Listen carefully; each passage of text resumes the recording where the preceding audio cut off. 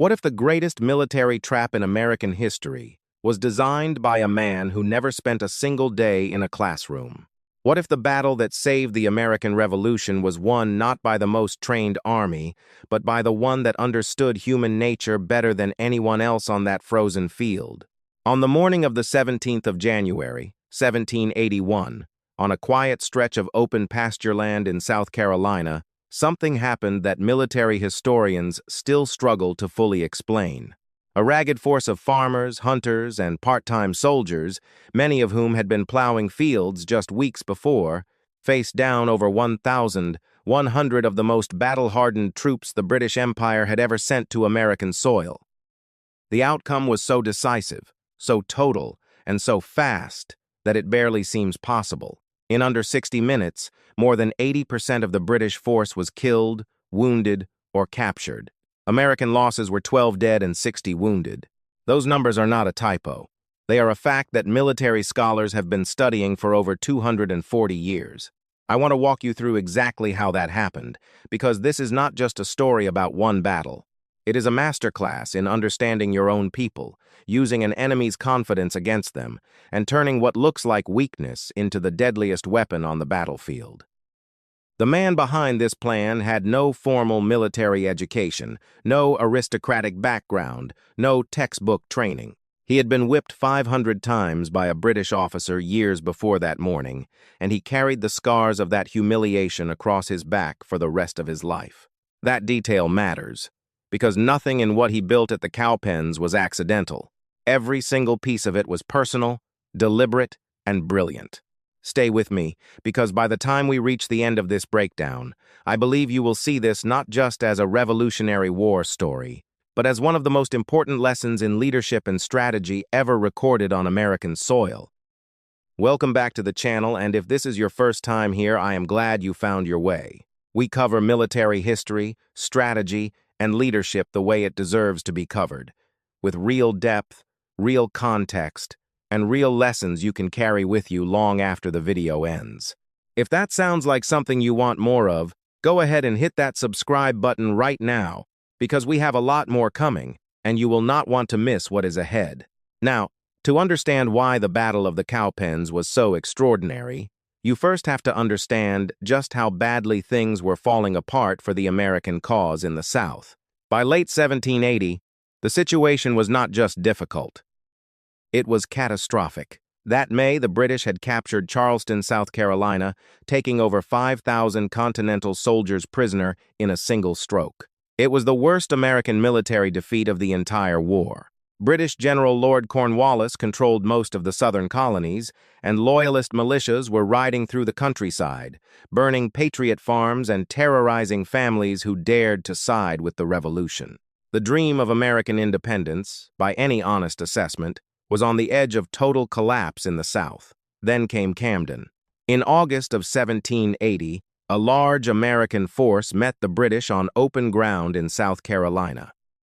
When British regulars fixed their bayonets and charged, the American militia did not fire back. They did not hold their ground. They dropped their loaded weapons and ran. Some of them did not stop running until they had covered nearly 60 miles from the battlefield. General Horatio Gates, the American commander, fled on horseback so fast that he covered 60 miles in a single day. It was not just a military defeat.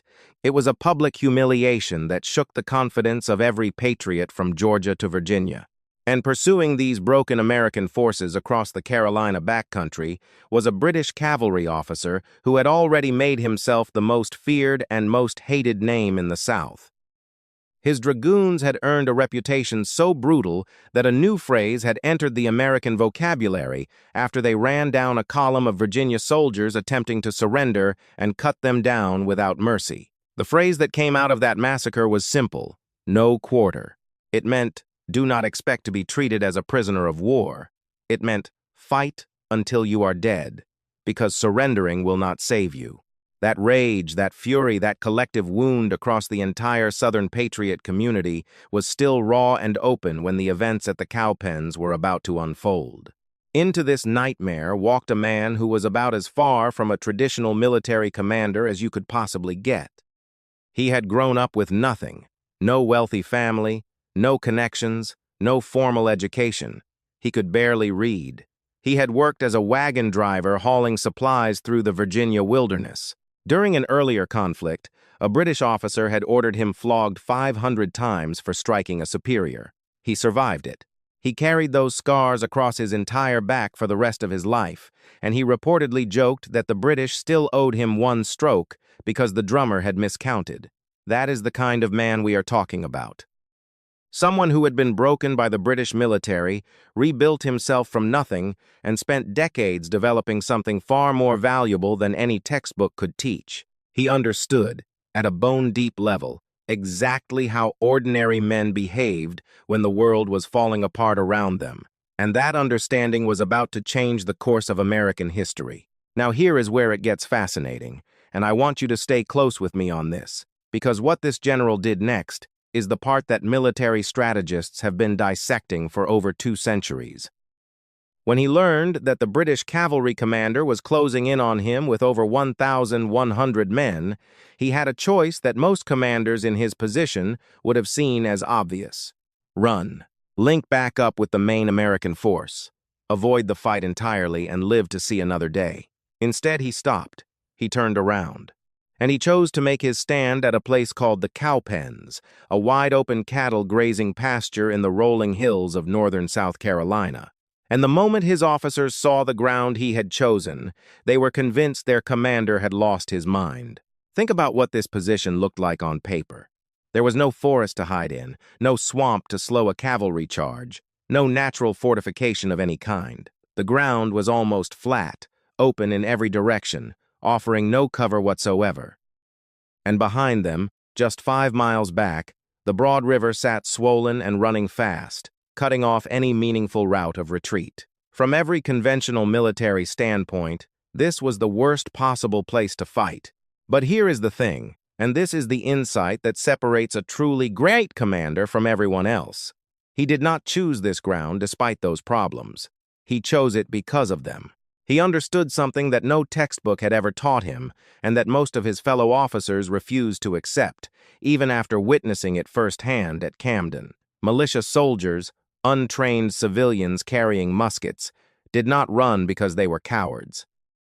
They ran because when the moment of crisis came and the enemy was screaming toward them with cold steel, their feet made the decision before their minds could. It was not a failure of courage. It was the most human response imaginable. And he knew that if his militia had an open road behind them, some part of their brain would always be calculating the fastest path down it. By putting a river at their backs, he removed that calculation entirely. There was no road to run down. There was only the field in front of them. But he was not asking them to be heroes. He was asking them to do something very specific, very limited, and very achievable. And the night before the battle, he did something that was almost unheard of for a general of his era.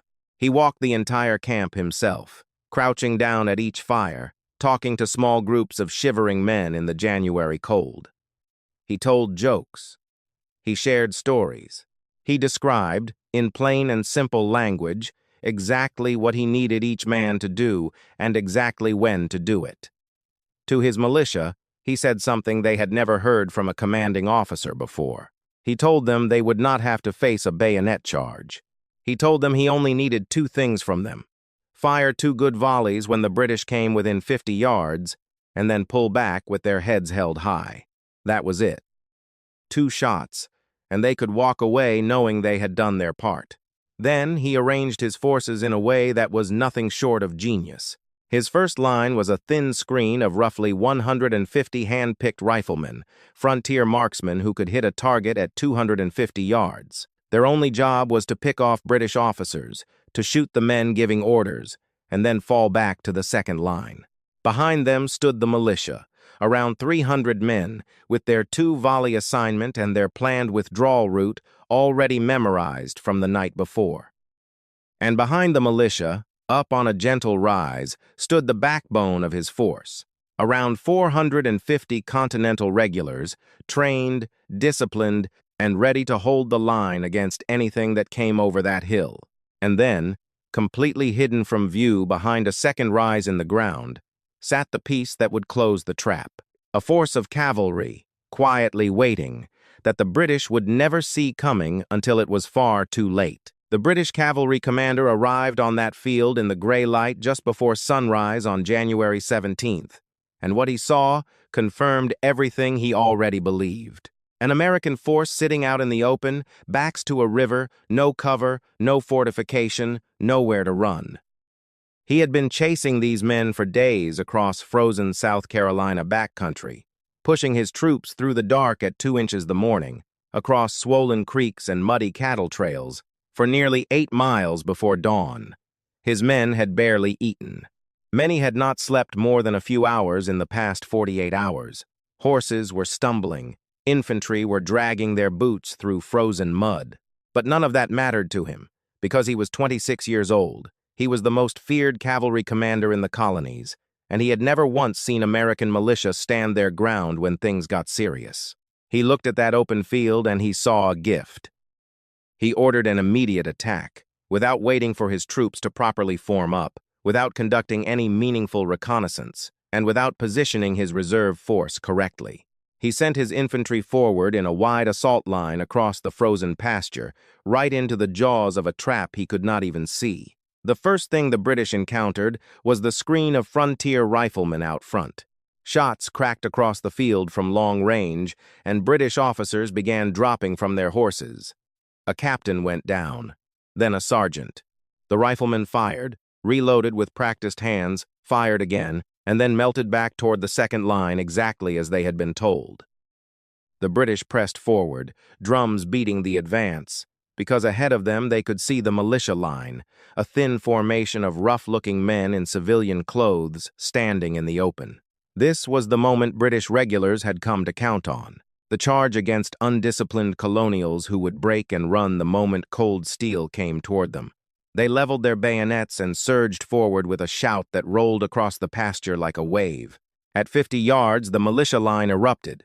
300 muskets fired into the advancing British ranks at close range, and entire sections of the line crumpled.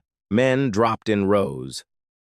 The smoke from 300 simultaneous discharges rolled across the field in a thick gray curtain. And before that haze even began to clear, the militia reloaded with shaking hands and fired a second volley into the staggering British formation. Then, exactly as they had been told the night before, crouched around those campfires in the January cold, they turned. They began moving to the left. Some of them jogged, some of them walked. A few glanced back over their shoulders at the screaming redcoats behind them. But they moved together, as a unit, following the route that had been walked through with them the night before. They had done their part, 2 good fires, and now they were leaving the stage, and this is the moment everything turned. Because when the British saw that militia line turning and moving away, every instinct built from years of fighting American rebels told them exactly what they were seeing. A rout, a collapse, Camden all over again. Officers screamed for the pursuit. A surge of pure adrenaline tore through the British ranks, and their disciplined advance dissolved in an instant into a full sprint up that hill. Regimental cohesion was gone. Officers lost control of their formations. Soldiers were screaming, bayonets forward, racing to finish what they believed was already a broken and demoralized enemy. They crested that low rise and ran directly into the Continental line. Fresh troops, rested, standing shoulder to shoulder in a disciplined firing formation with muskets loaded and aimed, waiting in silence. The volley that came next hit the disorganized British charge like a wall. Men fell by the dozen, and before the survivors could even process what had just happened, the Continentals fixed their own bayonets and came forward. For the first time in the entire battle, the British began stumbling backward.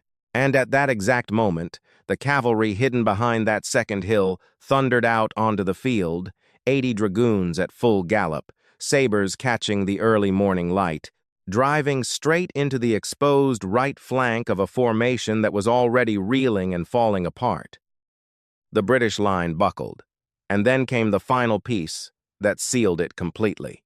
The militia, the same men the British had watched turn and walk away just minutes before, had circled the entire length of the Continental Line and reappeared on the opposite side of the field, reformed, loaded, and advancing.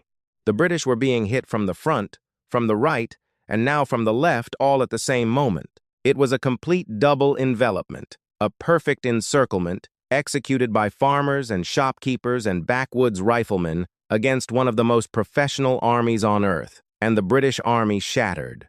Not slowly, not in stages. It shattered all at once. The battle lasted roughly 1 hour. In that time, over 110 British soldiers were killed, more than 200 were wounded, and 702 were captured, including entire artillery crews and their cannons. The British commander escaped with a handful of cavalry, fleeing the field at a dead gallop and leaving behind nearly everything he had brought to that pasture. American losses were 12 dead and 60 wounded. Military historians have been double-checking those numbers for over 240 years because they barely seem possible, but they are real, and they represent something far greater than just a lopsided battlefield result. Now, I want to take a moment here, because this is the part that I think matters most, and it is the part that most people miss when they read about this battle in a history book. What happened at the Cowpens was not just a military victory. It was proof of something that the entire British Southern strategy had been built on denying. The assumption at the heart of every British campaign plan in the South was simple. American militia would always break under pressure. They had done it before. They would do it again. And as long as that assumption held, the British believed they could control the South indefinitely. That morning at the Cowpens, that assumption died on a frozen pasture in South Carolina, and it never fully recovered. The strategic consequences rippled outward immediately. Lord Cornwallis, furious and desperate, burned his own supply wagons in an attempt to lighten his army and chase the American forces north. That decision, born entirely out of frustration rather than strategy, stretched his supply lines to the breaking point, exhausted his remaining troops, and pulled him further and further from his bases of support. That chase, which began as an act of rage on a South Carolina cattle field, ultimately led Cornwallis to a small tobacco port on the Chesapeake Bay called Yorktown, where a combined American and French force surrounded him that October. The British army that surrendered at Yorktown was, in many ways, the same army that had begun unraveling at the Cowpens 9 months earlier. And here is what I find most remarkable about all of it, the detail that stays with me every time I come back to this story. The man who designed that trap had never read about Hannibal's double envelopment at Cannae in 216 BC, one of the most studied military maneuvers in the history of warfare, where a Carthaginian army surrounded and annihilated a Roman force nearly twice its size by using the exact same principle of a bending center and closing flanks. Hannibal had veteran soldiers and years of preparation. This American commander had militia who had been farming corn 6 weeks earlier. And yet what he built on that cattle field, without any knowledge of Cannae, without any formal training, and without a single day of classroom education, was recognized by military scholars as a near-perfect recreation of the greatest tactical maneuver in ancient history. Not because he had studied it, but because he understood people. He understood fear. He understood what men will do when they believe they are winning, and what they will do when that belief is suddenly torn away from them. The ground at the Cowpens is quiet now. A national battlefield park sits on the site, with markers showing where each line stood and where the cavalry launched their charge. The rolling pasture still looks much as it did in 1781. Green grass, gentle hills, open sky. It is easy to stand there and feel nothing out of the ordinary. But for 1 hour on a freezing January morning, that patch of South Carolina earth hosted one of the most complete and brilliant military victories ever recorded on American soil, won by a man who could barely write his own name, leading men who had no business defeating a professional army, and doing it so perfectly that officers still study it at West Point today. If this kind of deep tactical breakdown is what you come here for, make sure you are subscribed so you do not miss what we cover next. There is a lot more history like this waiting, and I promise you, it only gets more remarkable from here.